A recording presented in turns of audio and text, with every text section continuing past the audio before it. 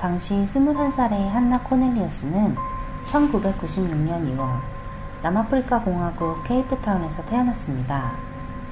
남아프리카는 넓게 펼쳐진 초원과 산, 그리고 아름다운 바다까지 경이로운 자연환경으로 유명하지만 갱단 문제와 강력 범죄가 많이 일어나는 안전하지는 않은 나라라는 평판을 가지고 있기도 하죠. 그녀에게는 아버지 윌람과 어머니 안나, 그리고 자폐증 진단을 받은 남동생이 있었습니다. 한나는 안정된 집에서 사랑을 받으며 자랐고 어려서부터 친절하고 배려심이 많은 성격을 가지고 있다고 알려져 있습니다. 한나는 그녀의 16번째 생일 때 선물 대신 불우한 아이들을 위해 선물팩을 만들어 기부하고 싶다는 뜻을 전했고, 부모님은 그녀의 뜻을 받아들여 그 이후로는 매 생일마다 이 전통을 이어갔다고 합니다. 그녀는 아름다웠고 착하고 공부도 잘하는 완벽한 딸이었죠. 특히 피아노에 있어서는 천재 소리를 듣기도 했습니다. 한나의 부모님은 모두 법조계에서 일하고 있었습니다. 아버지 윌람은 치안판사로 일했는데 치안판사가 뭔지 알아보니 판사와 비슷하지만 특정 문제에 대해 제한된 권한을 가지고 있다고 합니다. 어머니 안나는 유명한 로펌의 변호사였습니다. 부모님은 한나 또한 법률적으로 진학하기를 원했지만 그녀는 인문학 학사학위를 따고 대학원에 진학하고 싶어 했습니다. 그녀의 꿈은 프랑스에 직업을 구해서 그곳에서 도움이 필요한 사람들을 도우며 사는 것이었다고 해요. 실제로 그녀는 원하는 대학에 합격했고 부모님은 그런 그녀를 매우 자랑스러워했죠. 대학교에 가서도 그녀는 모든 사람들과 잘 어울렸습니다. 그 중에서도 22살의 체슬린과 가장 가까운 친구가 되었고 그 역시 성실한 학생이었습니다. 한나와 그는 항상 수업이 끝난 후 함께 여가 시간을 보냈습니다. 그들은 가장 친한 친구일 뿐 그들 사이에 어떤 로맨틱한 감정도 없었다고 합니다. 2017년 5월 27일 금요일 저녁, 한나와 체슬리는 같은 과 친구들과 함께 술을 마시러 외출했습니다. 여느 때와 같이 즐거운 시간을 보내고 새벽 3시 한나와 체슬리는 집에 돌아가기 위해 술집을 나왔고 체슬리는 그녀를 집까지 걸어서 바래다 주었습니다. 그때 한나는 이 시간에 체슬린 혼자 집에 돌아가는 것은 위험하다는 생각을 했고 그녀는 자신의 차로 그를 집까지 바래다 주기로 합니다. 그녀의 차는 할머니께서 물려주신 파란색 폭스바겐이었습니다. 지금 보고 계신 영상은 사건 현장에 담긴 실제 CCTV입니다. 한나는 체슬린의 집 근처에 차를 주차하고 잠시 체슬린과 대화를 하고 있습니다. 그때 4명의 남자 무리가 지나가며 차 안에 있는 한나와 체슬린을 발견합니다.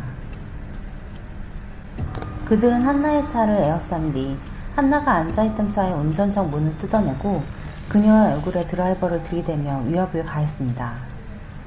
체슬린은 드라이버를 뺏으려고 했지만 에벤이 바로 뒷좌석에 탄 뒤 칼로 그를 위협했습니다.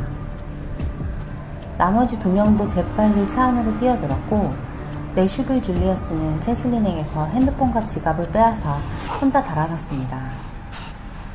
그들은 체슬린에게 뒷좌석으로 옮겨 타라고 지시한 뒤 그들 중 한 명인 버논이 앞좌석에 탔고 제럴드 파스는 한나가 앉아있는 운전석에 같이 앉았죠. 에벤은 뒷좌석에 체슬린과 같이 앉아 여전히 칼로 그를 위협하고 있었습니다. 그들이 한나의 차를 탈취하기까지 단 1분도 걸리지 않았습니다. 한나는 원하는 것은 뭐든지 다 가져가고 제발 그냥 떠나달라고 애원하고 있었어요. 하지만 이것은 단지 시작에 불과했습니다. 3시 40분 한나의 차는 5명 모두 탑승한 채로 주차장을 빠져나갑니다. 4시 34분에 외곽에 위치한 주유소의 CCTV에 한나의 차가 다시 한번 포착되었습니다. 그 사이 그들은 이미 체슬린의 신용카드, 자켓, 심지어 그의 신발까지 빼앗은 뒤 그를 차 트렁크에 집어넣은 상태였어요. 한나는 3명의 강도들과 차 안에 홀로 남겨진 것이죠. 얼마나 무서웠을까요? 그럼에도 그녀는 심착하려고 노력했고 최대한 강도들의 심기를 건드리지 않으려고 했어요. 그들은 주유소에 차를 세운 뒤 채슬린의 카드로 현금 인출을 시도하지만 실패합니다. 채슬린이 일부러 다른 비밀번호를 알려주었기 때문이었죠.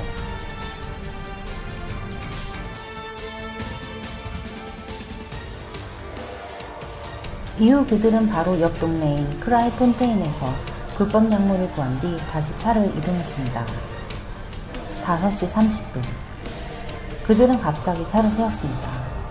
한나는 겁에 질려 왜 차를 세우는 것이냐고 물었고, 그들 중 제랄도는 에반과 함께 차에서 내리며 그저 담배를 피우고 오겠다고 대답했죠. 차 안에서 한나를 감시하던 번호는 곧 차를 돌려주고 집에 보내주겠다고 말했습니다. 과연 그들이 그렇게 했을까요? 그들은 채슬린에게 화가 나 있었어요. 채슬린이 카드 비밀번호에 대해 거짓말을 했기 때문이었죠. 이 두 명은 채슬린을 트렁크에서 꺼내 자동차에서 조금 떨어진 풀숲으로 끌고 가 바닥에 엎드리라고 명령했습니다. 그때 채슬린은 그가 곧 죽을 것이라는 것을 알았습니다. 채슬린은 고개를 들어 그들을 바라보았고, 그들은 손에 벽돌을 쥐고 있었어요. 그들은 채슬린이 죽었다고 느껴질 때까지 그의 머리를 계속해서 때렸습니다.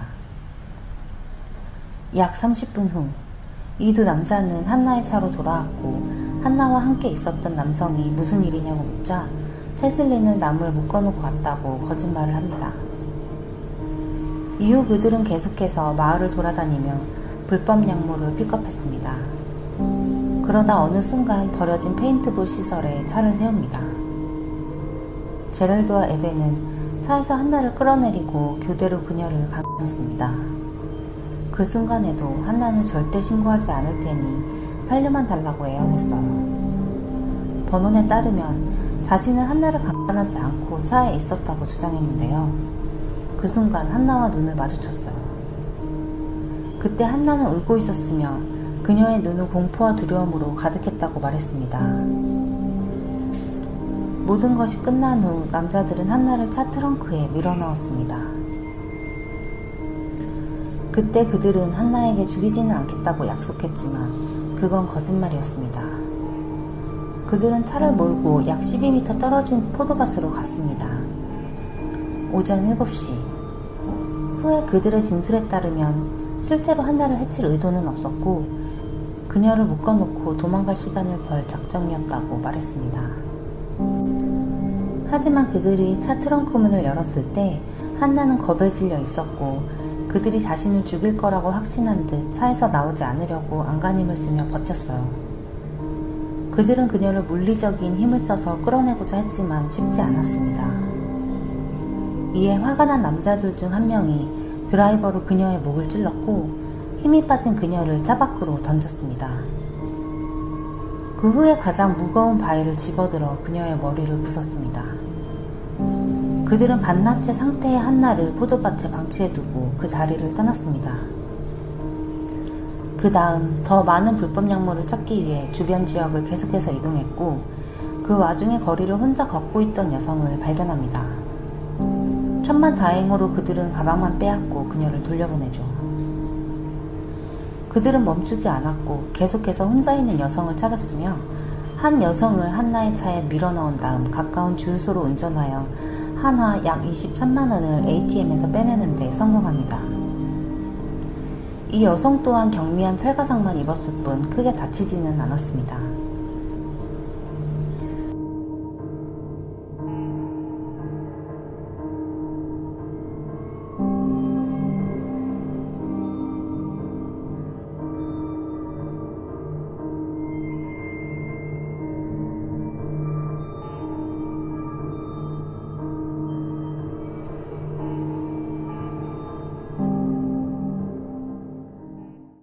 그들의 끔찍한 범죄는 29일 오전 6시에 끝났습니다.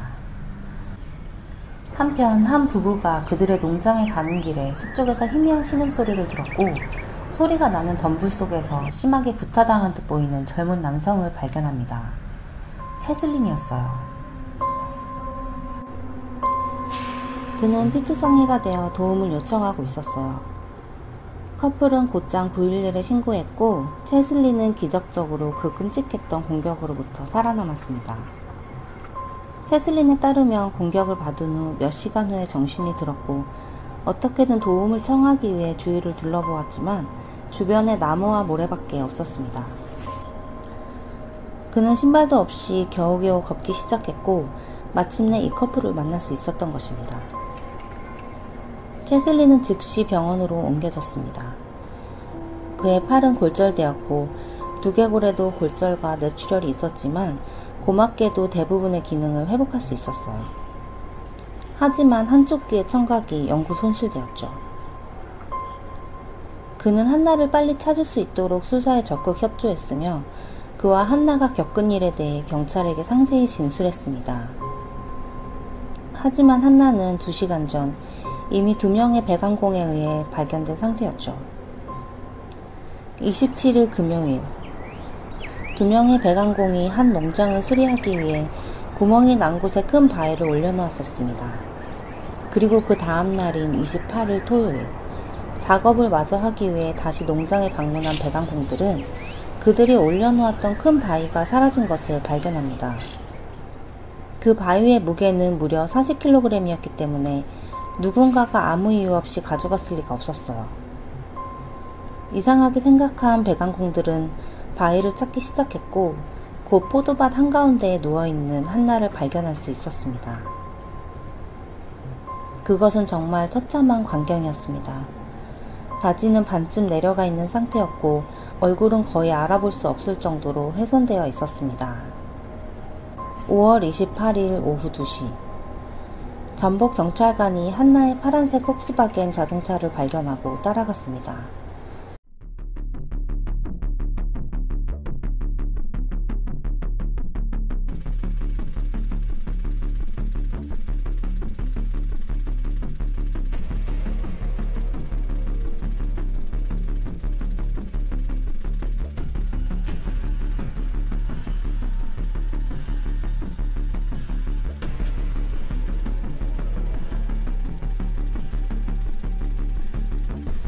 그들은 필사적으로 도망쳤지만 1km의 추적 끝에 결국 체포되었습니다. 2018년 5월 그들의 재판이 시작되었습니다. 채슬린의 증언 그리고 그들의 범행이 찍힌 CCTV 영상과 한나를 공격했던 40kg의 돌이 증거물로 제출됐습니다. 그들은 법정에서 어이없게도 무죄를 주장했으며 심지어 웃으며 유족을 비웃기까지 했죠. 채슬린의 핸드폰과 지갑을 훔쳐 그 자리에서 바로 달아났던 줄리우스는 22년형을 선고받았습니다. 그리고 나머지 3명은 가석방이 없는 종신형을 선고받았습니다. 하지만 한나 가족의 비극은 여기서 끝이 아니었어요. 그녀의 어머니 안나는 범인들의 재판이 시작되기도 전에 딸을 잃은 슬픔을 견디지 못하고 극단적인 선택으로 세상을 떠났습니다. 앞날이 창창한 한 소녀와 그 가정을 무참히 짓밟은 범인들에게는 종신형도 부족한 것 같네요. 긴 영상 시청해주셔서 감사합니다. 다음 영상에서 뵙겠습니다.